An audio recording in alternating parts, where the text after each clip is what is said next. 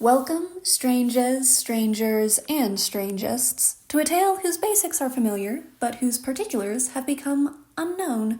This is a tale of motherly love, magic balls, and an oblivious prince. This is Cinderella, based on the Grimm Brothers version. Once upon a time, but you were expecting that, weren't you? There lived a happy family, mother, father, and daughter. Grimm 1 and Grimm 2 seem determined to make sure you know how happy and loving the family is, to really drive home the tragedy of the mother's early death.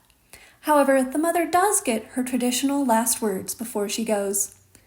"Beloved daughter, I must go, but when I do, I shall still look after you.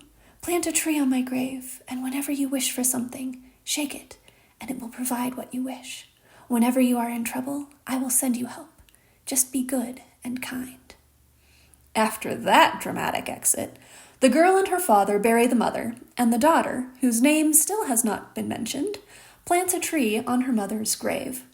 Distraught that her mother has died, the girl waters the tree with her tears. Impressive, I must say. After the customary year of mourning, what do you mean it was before that?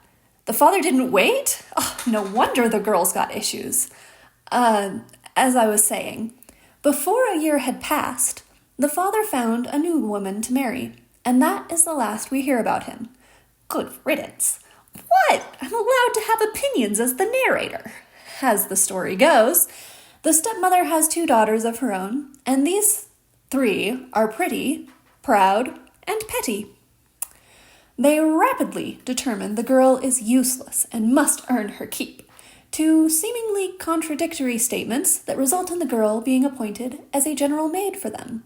Thus, the girl must not live in her prior room, she must live in the kitchen. This was doubly cruel, for the kitchen was drafty, and as the weather grew colder, the girl attempted to find warmth by curling up closer and closer to the fire, which only resulted in getting ash and cinders all over her face and clothes. Thus, the eternally creative stepsisters dubbed her Cinderella, and we finally have a name in the tale. Cinderella is forced to do all the chores, and if she finishes those before bed, the stepsisters will throw peas or lentils into the ashes and tell Cinderella to sort them out. But what is a fairy tale without a surprise ball? One day, the stepsisters frantically summon Cinderella. "Come here, comb our hair, brush our shoes, fasten our buckles. We're going to see the prince at the ball." Cinderella, ever the long-suffering one, goes and helps them get ready. When she timidly asks, "Can I come too?" the stepsisters only laugh. "But you've got nothing suitable to wear. All your clothes are covered in cinders." Which, how she doesn't get cinders anywhere but her clothes is a continual mystery. The stepsisters continue. "Well, you may come, but only after you have done all the chores, including sorting out those lentils we threw in the fireplace." Cinderella rushed through the chores and managed to get them all done by the time the stepsisters left, except the lentils. So they left her behind. Cinderella began crying. If my mother only knew how her heart would break in 2. Suddenly, a pigeon appeared and very intelligently cocked its head at Cinderella. She enlisted its help to sort out the lentils, and very soon it was all sorted. She followed the pigeon to the pigeon coop, and it was high enough up she could see the light from the palace windows. She spent the evening there, imagining she was dancing at the ball. The next morning, the stepsisters are peeved that Cinderella finished all the work they set for her, but quickly move on to boasting. "One of us will become his bride. He definitely danced with us more than anyone else there." Cinderella tells them, "I saw the chandeliers glimmer from the pigeon coop. It looked gorgeous even from there." The elder stepsister is furious and runs to the pigeon coop, smashing it so Cinderella won't have so high a vantage point to see. The younger is slightly more sympathetic, saying, "If you finish everything today, you may come and watch through the windows." The elder returns with, "Absolutely not. Besides, you won't be done sorting the peas before we leave." The elder stepsister was correct. They once again left Cinderella behind, crying over small, unsorted food. Tonight, however, she doesn't need to cry to her mother before a pigeon comes flying through the door, summoning several assistants from the surrounding woods to sort the peas even faster than last night's lentils.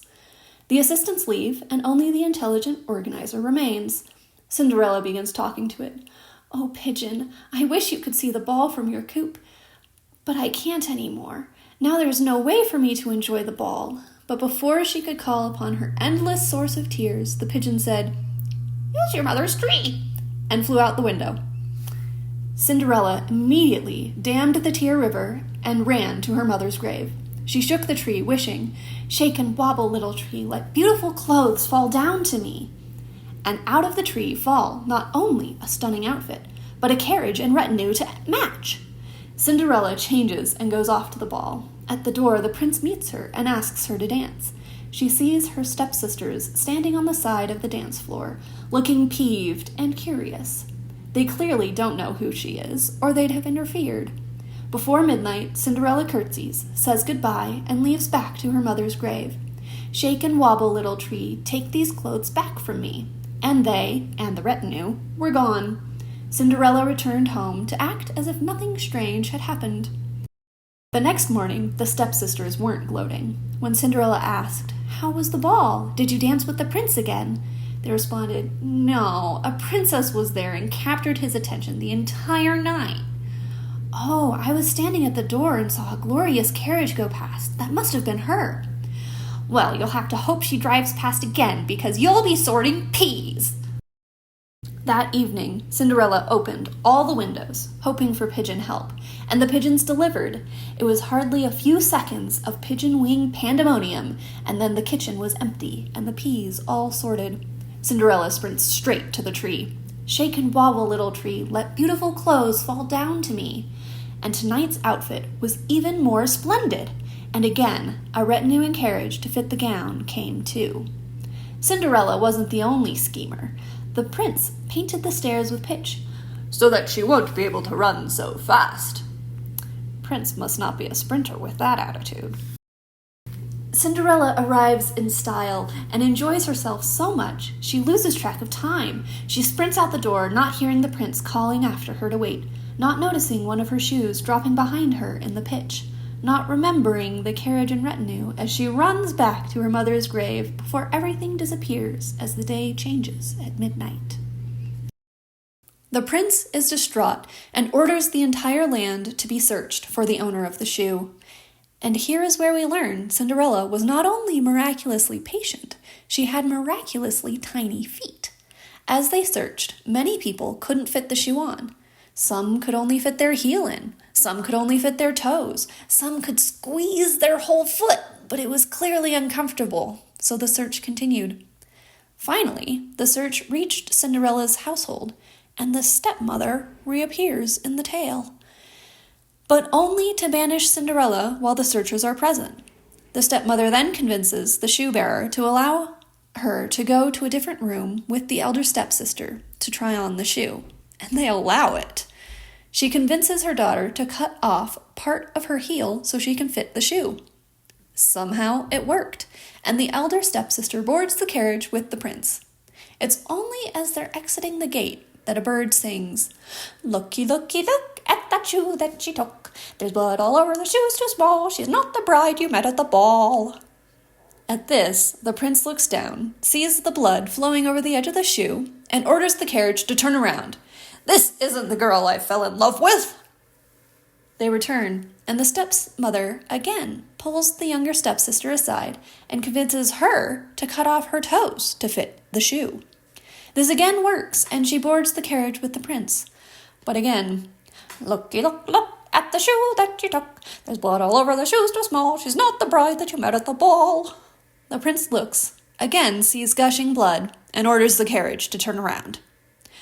Third time's the charm. Cinderella washes off the ashes and comes to try on the shoe. The prince says, as he has each time someone tried on the shoe, "If the shoe fits, you'll become my wife." Cinderella's foot easily fits the shoe, and the prince, finally, checks her face, too. This time, as they exit the gate, "Looky, look, there's no blood at all. The golden shoe's a perfect fit. She's truly the bride you met at the ball." Thus, Cinderella and the prince ride off happily to get married. The stepmother and stepsisters have to deal with their self-plastic surgery, and the pigeons go to search for alternative employment. The moral of this story is, if you're considering plastic surgery to appeal to whatever prince you've set your heart on, make sure your rival doesn't have a singing friend to be the literal little bird who told the prince to check again.